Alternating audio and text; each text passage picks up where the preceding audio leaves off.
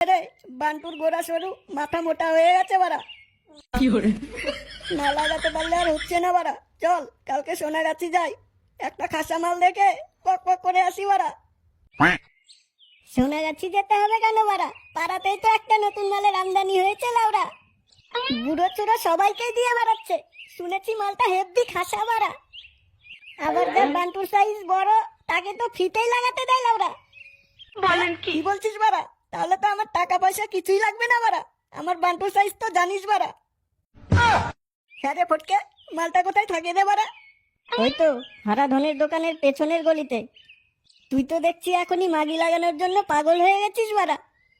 পাগল হব না আবার, কবে থেকে লাগালাগি করি না বাড়া। পল্টু ফটকে তোরা থাক, হ্যাঁ আমি যাই, আমার একটা ইম্পর্টেন্ট কাজ মনে পড়ে গেছে।